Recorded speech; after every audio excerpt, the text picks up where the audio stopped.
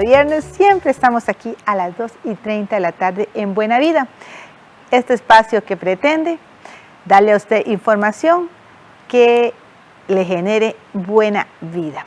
Hoy tenemos un tema bien interesante. ¿Ha escuchado usted hablar de la población LGTBIQ+? Bueno, bien, posiblemente usted dice, ¿qué dijo Ivonne?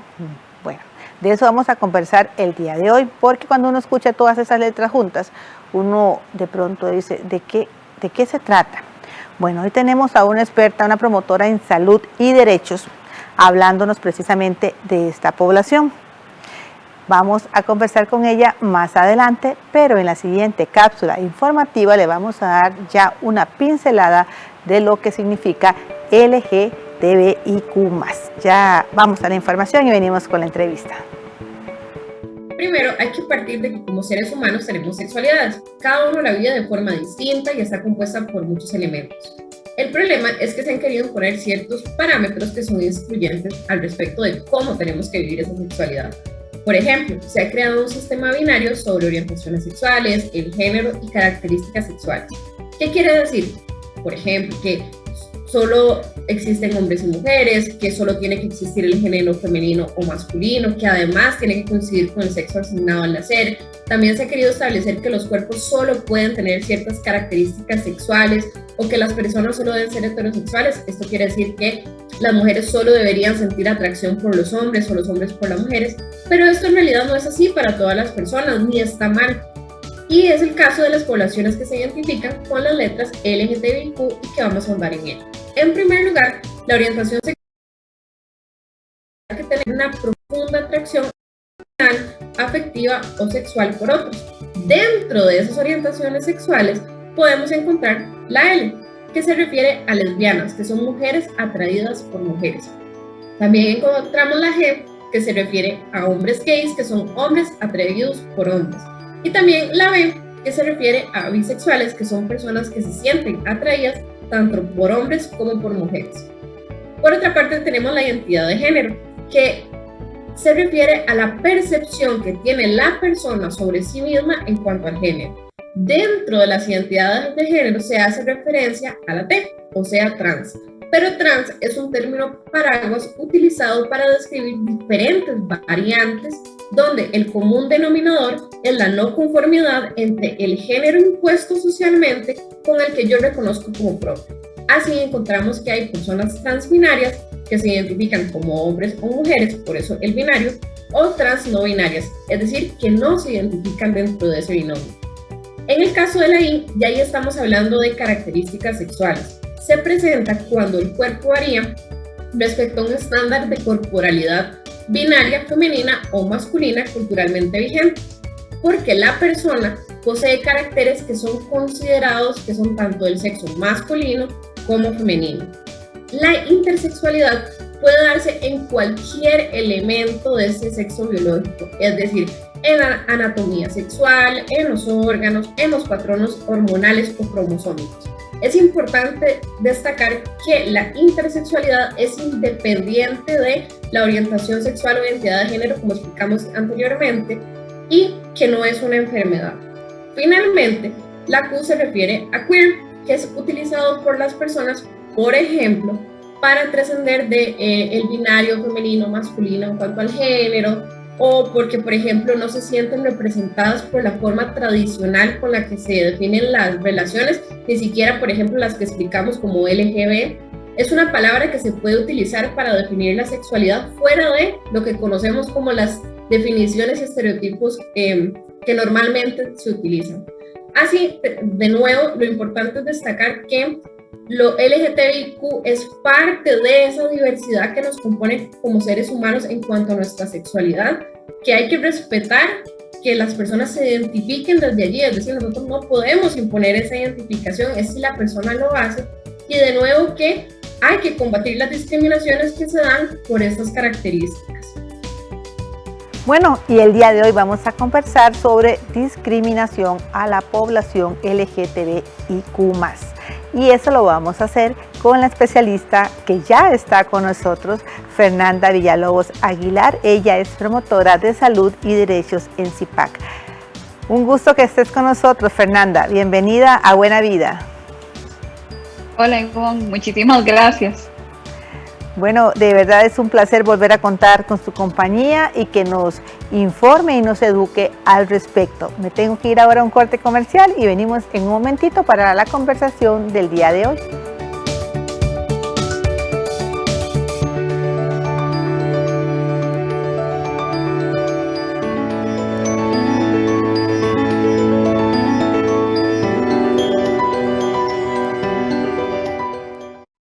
Únete con nosotros en distintos lugares a esta interesante serie que habla sobre la artesanía. Manos a la obra. Cuando veo salir a San Miguel que empieza a pisar los tapetes, empecé a sentir fe. Y fue prácticamente ahí donde me empecé a encontrar conmigo misma. Yo empecé a trabajar con 14 años y me vine a Valencia a estudiar artes y oficios. Que si hablamos de un tapete otomí, habla de los pájaros. Habla de las flores, habla de las estrellas. Manos a la obra, los sábados a las 11 de la mañana y 7:30 de la noche. Todos los martes a partir de la 1 de la tarde desde Casa Presidencial, la conferencia de prensa sobre el coronavirus. Manténgase informado e informada con los datos oficiales. En 13, Costa Rica Televisión.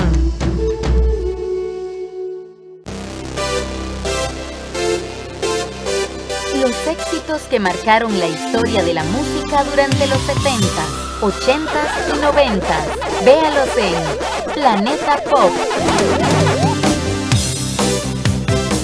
Los sábados a las 10 de la noche y los domingos a las 6:30 de la mañana. Aquí en 13, Costa Rica Televisión. Este lunes 28 de junio a las 9 de la noche, en conmemoración del orgullo LGTB, presentamos el especial Esta Semana Los Gays, un foro donde el periodista Alan Trigueros conversa con varias personas y activistas sexuales sobre sus problemas y derechos. En 13, Costa Rica Televisión.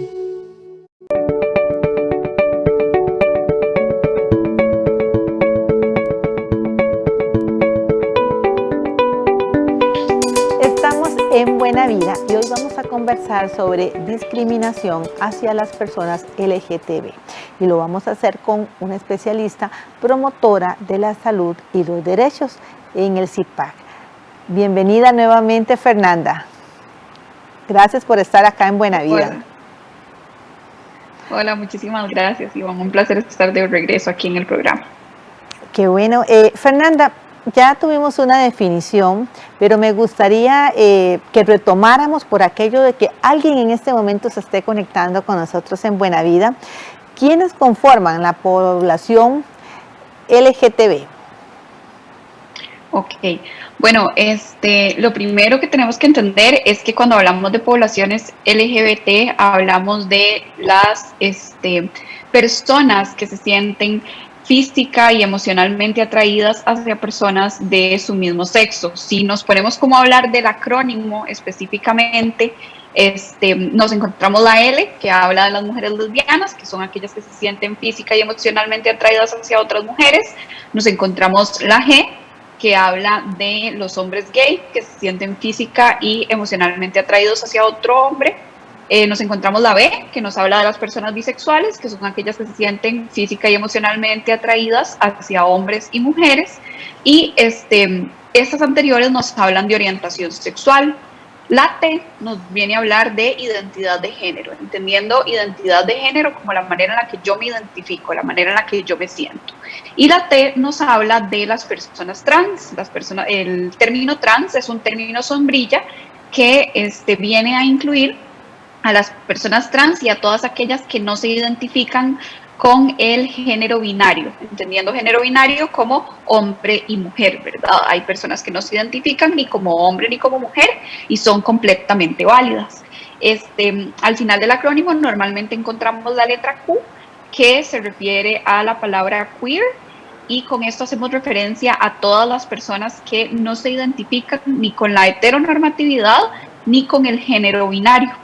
Se suele poner el símbolo de más al final para incluir todas las demás orientaciones o identidades que no están explícitas en el acrónimo. Fernanda, me gustaría su reflexión de por qué conversar sobre discriminación hacia esta población en un programa de personas mayores. Su reflexión al respecto. Claro, esto es muy importante, ¿verdad? Porque muchas veces se nos olvida que las personas adultas mayores tienen una sexualidad, ¿verdad? Y por ende tienen vivencias de las mismas. Se ha invisibilizado a lo largo de los años la existencia de personas adultas mayores LGBT, y estas son personas que han tenido que lidiar con partes de la historia LGBT bien complicadas, ¿verdad? No tener acceso a los mismos derechos que las demás personas, no poder expresar quienes verdaderamente han sido a lo largo de sus vidas. Esos son un par de ejemplos nada más de cómo la discriminación definitivamente les ha afectado. Además de eso, nosotros tenemos todo este conocimiento alrededor del costo vital de la discriminación, que nos habla de cómo una vida, una vivencia de discriminación trae consigo consecuencias a nivel psicosocial para las personas. Entonces es muy importante que no anulemos que las personas adultas mayores tienen sexualidades, y que además seamos conscientes que dentro de esa vivencia de las sexualidades hay personas adultas mayores LGBT. Bueno, y hace unos días conversábamos precisamente del costo vital que tiene la discriminación y cómo eso tiene una relación directa con la calidad de vida de la persona, y por eso quisiera consultarte qué discriminaciones han ustedes logrado identificar hacia la población LGTB, y luego también que nos ayudes y nos orientes sobre qué podemos hacer cada uno de nosotros para que disminuya y ojalá para caminar hacia la desaparición de la discriminación, ¿verdad? Para así ese costo vital no implique tantas vidas deterioradas, tanta tristeza en muchas personas. Sobre todo eso, Ivonne, que mencionas es muy importante, porque hay todo un vínculo entre, como lo mencionaba anteriormente, entre una vivencia entera de discriminación y cómo se traduce esto al cuerpo, ¿no?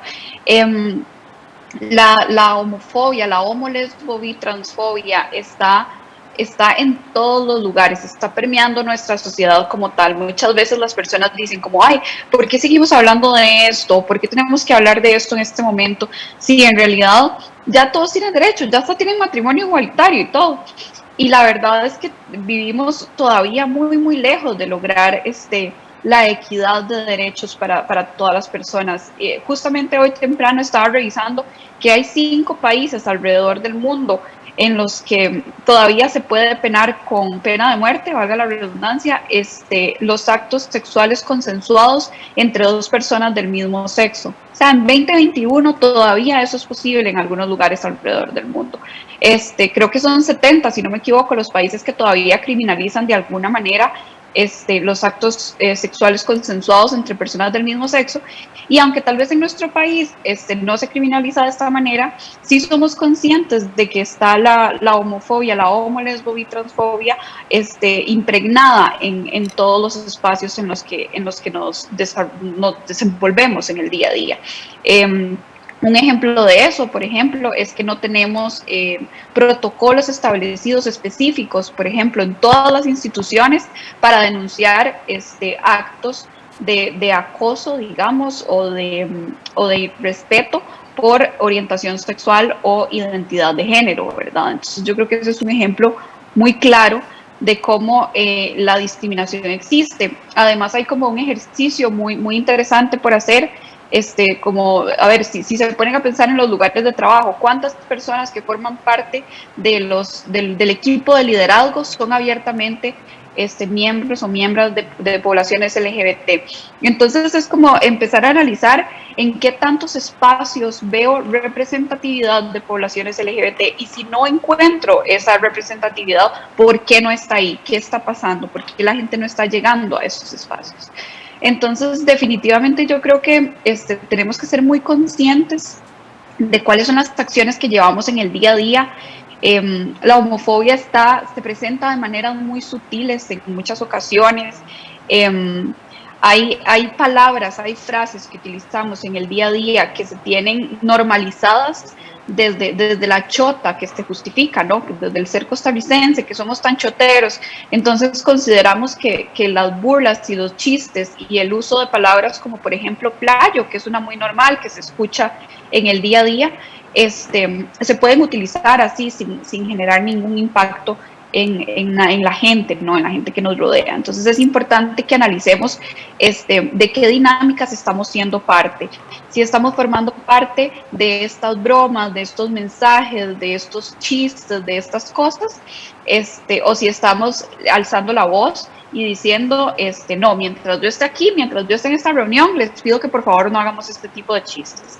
Es muy importante buscar información, este tipo de espacios, aprender sobre qué significa poblaciones LGBT, si tenemos los mismos derechos, si no tenemos los mismos derechos, alzar la voz ante las situaciones de odio, de acoso, y por supuesto nunca asumir la orientación o identidad de las personas. Esos son por lo menos 3 tips que podemos aplicar en el día a día para ser respetuosos y trabajar en pro de una sociedad más equitativa. ¿Qué aconsejas si una persona se siente discriminada? Una persona de esta población se siente discriminada. ¿Hay algún lugar donde se puede acudir para recibir orientación, atención psicológica? ¿Qué existe para trabajar con las personas que sufren discriminación? Yo creo que lo primero es que todas las personas que hemos sufrido en algún momento discriminación, tenemos que buscar la manera de transitar hacia espacios de seguridad con respecto a la salud mental, ¿verdad? Yo entiendo que, por ejemplo, la atención psicológica no está al alcance de todas las personas. Sin embargo, hay instituciones, como por ejemplo las universidades como la UCR y otras, que brindan atención psicológica, si no es por un bajo costo, es de gratis.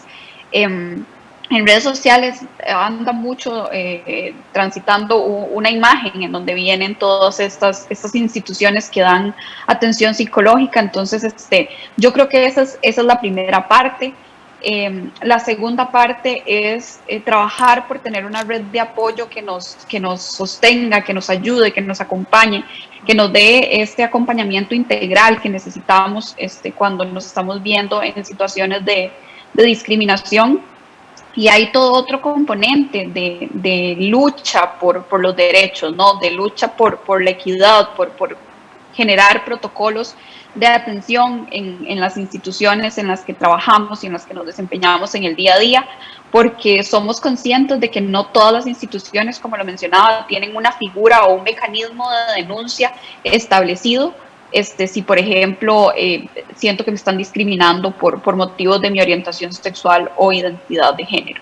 Entonces, acompañado de atención psicológica y de esta parte de salud mental, también hay todo un trabajo político de lucha y defensa de los derechos que tenemos que hacer y que tenemos que dar, y que conozco a muchas personas que además les da cierta significancia a sus vidas, ¿no? Les ayuda a encontrar la manera de canalizar toda esta frustración que evidentemente una vida de discriminación genera. En el CIPAC, ¿qué aspectos consideran se deben de trabajar como sociedad para que la discriminación disminuya hacia las personas de esta población? Sí, totalmente. Es un trabajo de absolutamente todos y todas, todos, ¿verdad? La única manera de lograr que todas las personas tengamos todos los derechos es que todas las personas estemos luchando por todos esos derechos. En la medida en la que mis compañeros de trabajo no todos tengan los mismos derechos que yo tengo, yo no soy completamente poseedora de todos esos derechos, ¿no? Entonces, sí es muy importante que desde los lugares de privilegio en los que nos encontramos, ¿verdad? Por ejemplo, siendo, no sé, una mujer blanca, heterosexual, cisgénero, es importante que yo reconozca ese lugar de privilegio en el que estoy y que busque la manera de aportar a esa lucha y a cualquier otra, ¿no? que yo no encarne. Es importante que velemos por eso, es importante que rompamos esos círculos de violencia, es importante que nos acompañemos y que seamos gentiles el uno con el otro, ¿no? Que yo creo que es lo más importante. Al final del día, cuando doy alguna charla o algo, siempre les digo que no tienen que estar de acuerdo con absolutamente todo lo que yo dije, pero hay una máxima de vida que es que tenemos que ser gentiles los unos con los otros, y ser gentil es en parte respetar al prójimo y ayudar y no dañar y acompañar y traer conmigo. Entonces creo que eso sí debería de ser el enfoque con el que asumamos esto específicamente, el tema de las poblaciones LGBT. Hace unos días conversábamos acá en Buena Vida el concepto de discriminación y, en resumen, una de las conclusiones a las que se llegó, y lo conversaba con una persona mayor muy inteligente, decía: Ivonne, la clave de trabajar esto de la discriminación para ir eliminándola es la educación. Ella apuntaba que la educación es básica. ¿Ustedes en el CIPAC están trabajando al respecto en eso? Sí, claro, nosotros desde CIPAC ofrecemos diferentes cursos, de hecho, en donde hablamos sobre esto, qué son poblaciones LGBT, cómo me preparo si estoy una persona LGBT, cómo me preparo para afrontar la vejez o mi proceso de envejecimiento.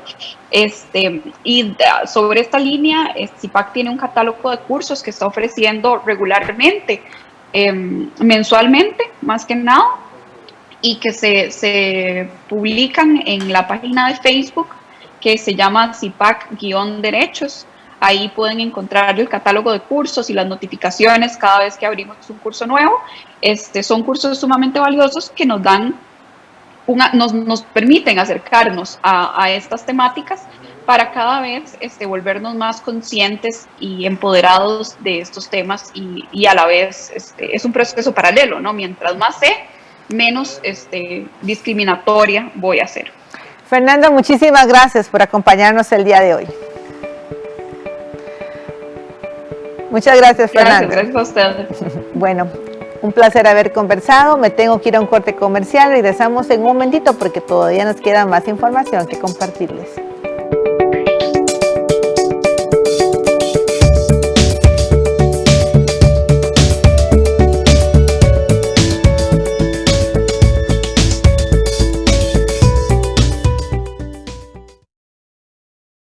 Hola amigos, bienvenidos a nuestro programa de China de Cocina. Soy Chen Jing. Ahora voy a hacerles un bocadillo típico de Pekín.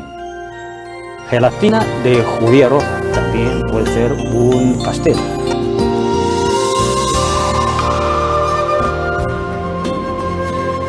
De China a tu cocina, los sábados en 13, Costa Rica Televisión. Aquel puente que usted quería quedó ahí atrapado en las redes de un sistema político que no permiten que las decisiones avancen.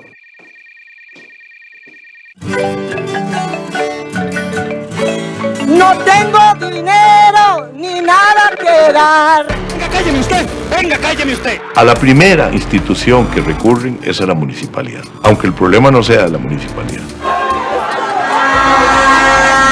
¿Cuál pandemia? Pero no podemos ignorar los hechos solo porque no nos gustan o porque no estamos de acuerdo con ellos. Si un Estado se compromete solamente con una cierta creencia religiosa, excluye y discrimina al resto de la ciudadanía que no comparten esas visiones del mundo. A la gente le encantaría tener las carreteras que hay en Suecia y pagar los impuestos que se pagan en Guatemala. Estamos viviendo la inercia, no estamos tomando las decisiones para dar otros 50 años de bienestar. Animales políticos. Estreno el 27 de junio, los domingos a las 7 de la noche, con repetición los martes a las 8:30 de la noche. En 13, Costa Rica Televisión. La diversidad sexual en el cine iberoamericano. Eso analizamos en Encuadre Iberoamericano. Unirnos y hablar de cómo el cine iberoamericano ha representado en las últimas décadas a los miembros de la comunidad LGBT+. El viernes 25 de junio a las 10 de la noche, aquí en 13, Costa Rica Televisión.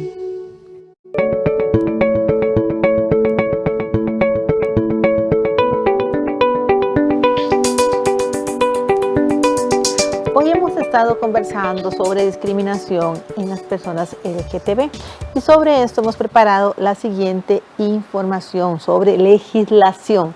Vamos a verla. En nuestro país existen diversas normativas que sirven de marco para la no discriminación por orientación sexual e identidad de género. Quizás en años más recientes lo que hemos oído es sobre la opinión consultiva 2407 de la Corte Interamericana de Derechos Humanos y su consecuente fallo de nuestra Sala Constitucional, que permitió la entrada en vigencia del matrimonio entre parejas del mismo sexo hace ya un año y que reforzó el compromiso por la necesaria acción para garantizar los derechos relacionados al reconocimiento de la identidad de género. Sin embargo, esta no es la única legislación existente. Incluso antes de la opinión consultiva, ya existían normativas, tanto nacionales como internacionales, vinculantes, que aunque no eran suficientes, sí significaron grandes avances en el tema. Por ejemplo, se reconocieron a las parejas del mismo sexo en el Seguro Social, en universidades públicas y en el Ministerio de Educación Pública se reconoció el nombre de las personas trans en la documentación oficial.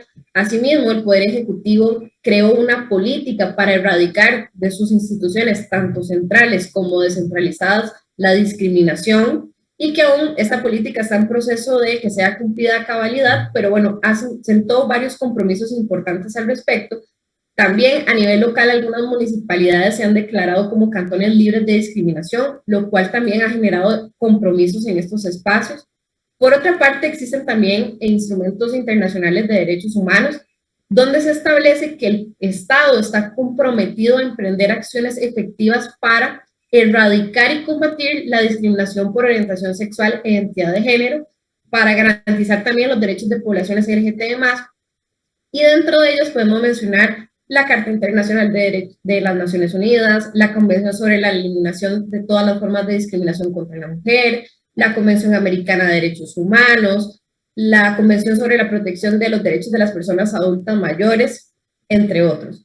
También inclusive hay jurisprudencia internacional, como fue el caso de nuestra opinión consultiva, que viene a ser vinculante para los estados justamente para garantizar el matrimonio igualitario y el reconocimiento de la identidad de género. Como vemos, en realidad hay conquistas muy importantes a nivel de normativa, pero es importante no olvidar que la legislación solo es una parte de esta lucha contra la discriminación y que es necesario que esa normativa sea efectiva en la práctica, que cada vez sea más progresiva y que se evalúe el nivel de cumplimiento del Estado con esos compromisos. Bueno, llegamos al final del programa del día de hoy. Si usted desea comentar algo, opinar, si usted desea solicitar algún tema para que lo conversemos acá en el programa, no dude en escribirnos. Aquí está en pantalla el correo buenavida@ageco.org. Le vamos a contestar con muchísimo gusto y si usted solicita algún tema, estamos para servirle. Ahí está en pantalla, ojalá tenga papel y lápiz, siempre apunte estas informaciones, son importantes. buenavida@ageco.org es el correo.